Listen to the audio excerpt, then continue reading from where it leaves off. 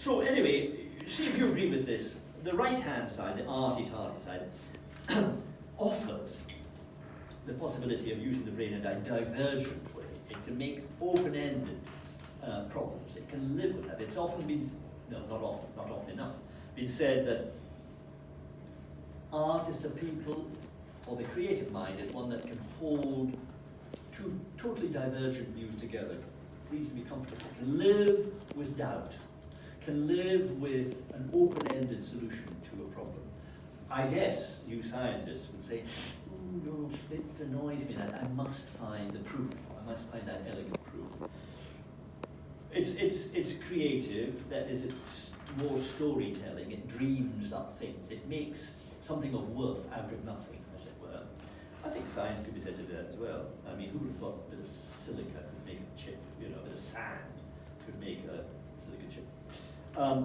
The right-hand side of the brain, very often, the hand feeds its information. So very often, like kids put things in their mouths and then always want to touch things. So the potter, the sculptor, the painter even, has to feel and touch in a kind of childlike way. I won't say babyish, childlike way, to feed information into the brain, more than perhaps a mathematician. Although, this is arguable. So that this kind of knowledge through the senses feeds the brain, a very necessary knowledge. And I'm suggesting that unless we use that part of the brain in a disciplined way and improve it, it atrophies. So people throughout their lives say, oh, I don't know anything about art, but my wife buys my paintings, or but I think Picasso's silly because he puts part of the brain, that bit that's to do with wonder and open-ended problems and is atrophied. And I suggest that's not a really good idea.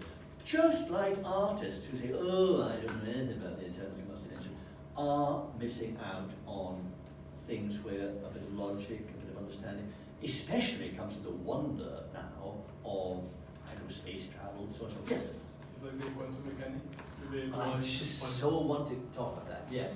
Yeah. Can I have 2 45 minutes, please? Well, I think you'll be able to tell me more, but there's such phrases that you find in the arts start now to become part of the sciences, things that can happen here and here simultaneously, string theory, weird stuff that previously was confined to poetry and painting and the fantasies of drugged people. Yes, it's weird. And they're striving harder and harder to get some unified theory, which they haven't got yet, as you know, but yes. And it's all to do with dreaming. I mean, Einstein dreamt about a train going past another train, he just dreamt it. And that was the beginning of E equals mc squared. So, yeah, they're the first of it. And they say whenever you get 4 scientists together, you get a string quartet. People really do appreciate the disciplines of music transfer to mathematical phrases. So there are these wonderful, it's by osmosis that the two leak into the other. So I'm demolishing any idea I had of dividing this page into 2. The sciences and the arts have so much to. But anyway, typically the left-hand side of the brain is considered to be one where you talk about converged or focused thought, and it requires proof. And then knowledge is through examination and testing, and that too we need. We need it. And I've written down here what I think about some sciences, because I would include in the sciences, sociology, psychology, chemistry, cosmology, anthropology, physics, anatomy, medical science, political science, archaeology, optics, communication science. I was watching the television when I wrote that down. Chromatology, but you also get in the sciences find themselves into aesthetics, into histories, into sociology, into chromatology, into mineralogy. These disciplines infect the arts and the sciences. Tell me if I'm not getting near my time, because I'm coming on to, well, I've kind of talked about this, that I'm asking why study art, why study sciences, and I've kind of covered this. The odd connections you find through the practice of art, so you actually practice dreaming. This is why I ask students to practice imagining. Don't I say to you, look at your empty bit of paper and imagine the drawing in there. You can get better and better and better at that. And that has fantastic implications, it seems to me, for the sciences. It's wasted on artists. I think scientists should be made to imagine things in the cloud. And maybe you do, I don't know. Visualization, of course, and knowing the world through more than just the brain, but through touch and feel and taste and so on and so forth. I dare say there are scientists, chemists maybe, who actually taste things. I don't know, I'm sure that that's the case. And memory training. I ask art students to get what I would call, what do I call it, shape memory, where you look at, usually a naked person, we're artists, we're allowed, and you see there's an elbow like this, and a hand is like that, and you remember the length of that compared to that, and the angle it is. Very useful in the sciences, and a very useful test. My thesis is that we need them both. Let me get onto my little hobby horse here. I know time's ticking, but you see, I believe that we harm our children dreadfully. I mean, we know we do that anyway. We're all harmed by our grown-ups. But we put them to school, they have to learn maths, they have to learn a language, maybe two, they have to learn a bit of history. They might even learn music, and in all these things, there are rules, you know. You don't say, they runs down the street, they run down the street, they ran down the street, they ran down the street. It's the past tense, and the kid learns it. No one says, stop spoiling that child's creativity. They just learn in English. They pick it up. In music, that's nice. But if the child goes, that doesn't last. No, look, the black note, that's B flat. That's what Mr. Bach wrote, B flat. He didn't write C minor. Oh, yeah. You're not spoiling the child. You're giving them a discipline in which they can be creative. In the arts. Oh, that's lovely, Mary. Oh, what is it? It's Mommy. All right, that's good. Fine. Fine at 3. At 10. Oh, that's lovely. What is it? Oh, the hills and a man. Oh, the kid knows it's not right. The kids, no one has ever, because the teachers aren't taught. Let's talk about perspective today. Let us, maybe I'm wrong, but this is what the feeling I get. If you wait till you come to university now, in this highly visual world and society that we live in, to learn the art of creating the illusion of 3 dimensions or 2 dimensional. For example, proportion, getting an angle right, drawing, memorizing and drawing an angle. These are useful thinking tools for that part of the brain which I suggest for many of you, no one in this room, but when it starts to atrophy. And you get people, lawyers, doctors, scientists perhaps, judges, sociologists, professional people who have to have the right kitchen, they have to have the right carpet. Oh, it came from Shiraz, you know. They have to have the right everything. But painting, sculpture, oh no, I don't know. No shame about that. It's like saying, oh, I never learned to write. It's absurd, but we do that. And yet, we're more and more a visual society. We learn things visually. I'll come on to that in a minute. And yet we're visually illiterate. That's what I'm trying to say. Kind of. We're not, and I'm not being with you, but there's a danger of that. Well, in many cases it is the case. I'm sure you're all different. You wouldn't be in this room if you were. Language, music, art. Both respond to, well, yes, art responds to science as much as it goes over what science is. Give us an atom bomb, we'll think about it, and there'll be lots of art from it. Give us space, quantum theory, I've written that down here, Freud. Give us scientific things, and we, the artists, will cogitate, will think about it, will throw up images. So it's a way of coping with the burdens of scientific innovation, of sociological innovations, and societal innovation. It's a way of going over like a worm, you know, goes through the earth and it munches the earth and craps it out the other side, and it makes lovely loam, but it's eaten all the detritus, kind of making sense of the earth. We artists, I don't want to think of us as worms. Maybe that was a wrong kind of. Anyway, the point is, we do take ideas and churn them up and throw them out. Sometimes very badly, it must be said. There were bad art around. I've written down here forms of knowledge, but Hurst and Peters and Phoenix. Phoenix is an American, Hurst and Peterson Brits. They talk about education and the need to have what they call the essential forms of knowledge. And they say there are discrete forms of knowledge, and they have lists of them. It's like, I mean, religion would be one form of knowledge because the proof is not scientific proof. You have to have faith to have proof in religion. Music is another discrete form of thing. Science, mathematics, the visual arts. They would say that, well, Hurst would, because he was an Englishman, you couldn't build a curriculum on cricket, because cricket is a mixture of, various things, although the English, I guess, would love to make a curriculum out of cricket. It isn't a pure and discrete form of knowledge. So it's very interesting to see how they are thinking that we need to have a balanced education, you need to have an understanding to quite a high degree of all these subjects. What I'm trying to say, and I'm very much, I did a degree in philosophy and education, I'm very much a believer in generalism, although I'm a specialist in what I do. Am I? I think I am. You're already a specialist. I'm making a case, if I make a case for where art and science come together, I'm making a case for generalism.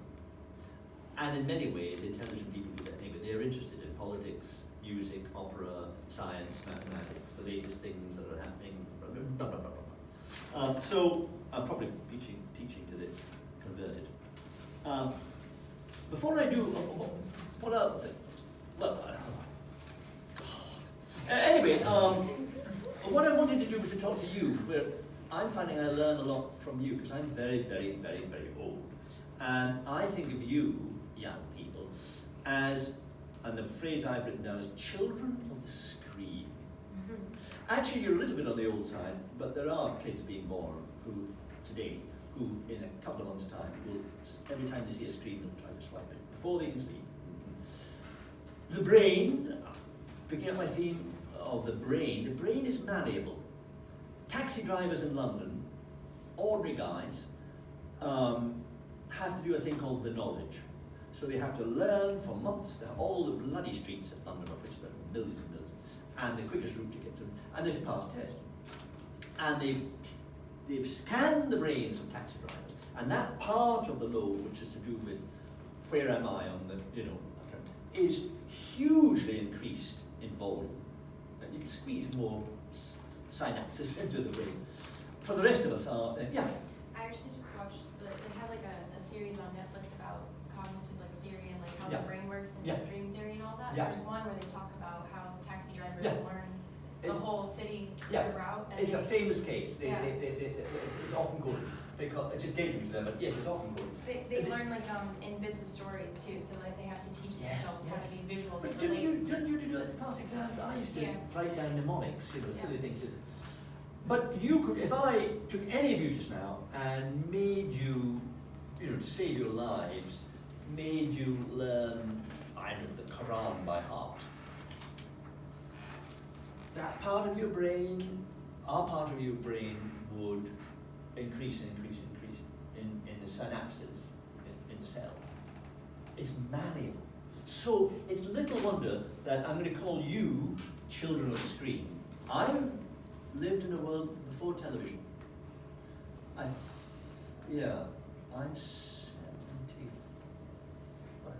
76. And I lived in a world where television existed. And when it did exist, it was a stupid little thing like that, all greeny black.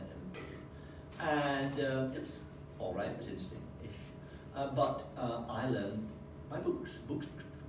But now, see if this works for you. See if you agree with what I'm saying. It's contentious. Your perception of self is different from mine. Your perception of time is different from mine. Stop me when there's something you say, what the hell do you mean by that? My reading ability to stay with a book for a long time is different from yours. Yes, sir? So, for example, I have the question, if I am playing a game, or if you're playing a game, in the game, or like a game, the car is going so fast, my perception of time is going to be different than the actual time happening. I'm sure you're much more skilled than I am at doing it, because I never played. Because sometimes, when I play a video game, my time perception, I can spend 2 hours, and my time perception will be less. There you are.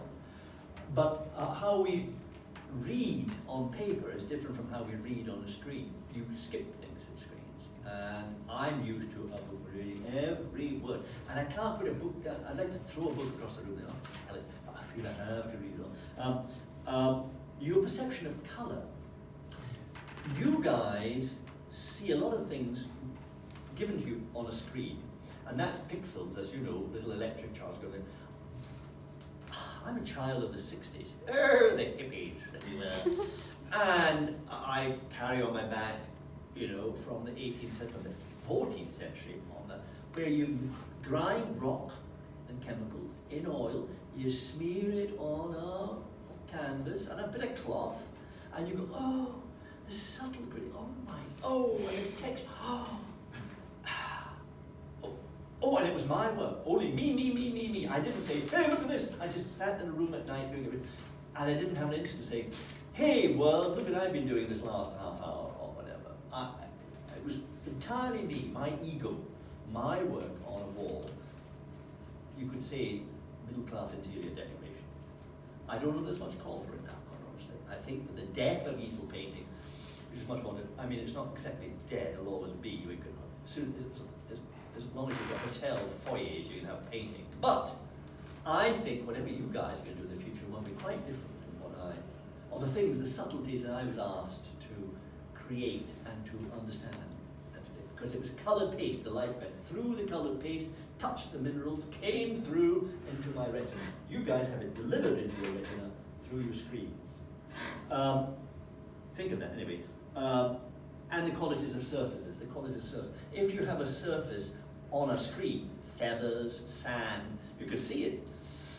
But for me, my generation, dying out, fortunately, you might say, it had to be touched. It had to be, now, of course, silk, feathers, but so much is delivered, so much information is delivered through a screen that your brain is satisfied with that image, whereas mine is less so, because I'm new to the screen. The brain is malleable, and going back to what I was talking about, the Neanderthals and so on and so forth, we are still evolving. I jokingly said there might be some cyborgs in this room. I'm a cyborg, in as much as I'm wearing glasses. I can't see you so well without a bit of glass in front of me. I could have a hearing aid, I don't need it. I could have a hip. There's thousands of people who have got hips and knees and stuff. It's going very, very fast. I was just reading today about implants of all sorts, hearts, and the genomes. They can now, a baby, just today was on the news when I was reading right for this, the babies, they can, I don't know exactly how they do it, but they can snip out your genetic material, your double helix, they can snip it out and get a little bit of Band-Aid and stick it together again, and you're all right. So, we are evolving. Every time we've evolved, every revolution we've had, we have destroyed more of the planet. It's just a fact. So, what do? Do we look to space? Can we fix this? Is the burning in California and Brazil going to be okay? I mean, it's pessimistic in a way. While we are becoming cyborgs, and it will be, we will definitely be having chips implanted. I know it happens already, but it'll become ubiquitous. So it's never been more necessary. If I said art goes over what's happening in society, what science offers it, it's never been more necessary. As social media and the screen brings so much information, science, to our brains, it seems to me that the artist has the privilege of being able to contemplate and to make images which somehow or other cope with that. I mean, Picasso said he painted to unburden himself of imagery, to unburden. It becomes a weight, and it is to be hoped through sculpture, painting, film, dance, and other art forms, we make sense and offer to people an image of themselves. Shakespeare talks about holding up the mirror up to nature, to show us, this is what we're like, guys. Scientists work hard to do all sorts of things through proofs and through experiment, and that's their way of doing things. I'm sure I've come to the end of this. Could I just finally say, and I will do some drawing at the time, what have I written here? Oh yeah, I've said, I started off by saying one of the definitions of an artist is being able to, a person who can carry two opposing ideas comfortably, or at least live with the tension. So I'm saying here, science and art, there's no division. Oh, there's much division. Both are true. So sorry. The two hemispheres, they converge, they diverge, all these things. There are no certainties, and you have to live with that. Scientists love that because they they want to attain certainties, and with your theory of everything, that's the certainty they're groping towards. They thought they had it with E equals mc squared, but that doesn't work. So we're, watch the space, literally. But can you live with this? Can you live with uncertainty? Because we are in a world, it seems to me, where prophets, politicians, advertisers, and cultural rule makers want us to believe in certainties. Yes, sir. Like the Heisenberg. Yes. So they want to know about one thing, they know the best, all the other. And people kind of hate that. People want certainty. Never was that more true than today politically. Around the world. I will tell you how it is, folks. This is true. This is not true. I am right, he's not right. We have somehow, and art helps us, I believe, to deal with uncertainty, to live balanced lives when we cannot reconcile opposers, but to be able to explore and develop our thinking out of the box, to dare. This is maybe where the arts can help us. We can dare things. There's not much to lose in a painting, but you can dare to say things that are shocking and controversial. And it happens all the time, does it not, in the arts? And it asks us, the arts ask us to revise our hard-won belief. I see this with my students all the time. They're working away for half an hour, and I say, erase it. It's not right. It's too big, too small. You haven't got that right. You have to let go of something you've hard-won. Oh, I got it right now. Get rid of it. A lifetime of practice of that is useful. So it helps us to think. That is the arts, the sciences, and they help us to dream, the arts and the sciences. So here we are.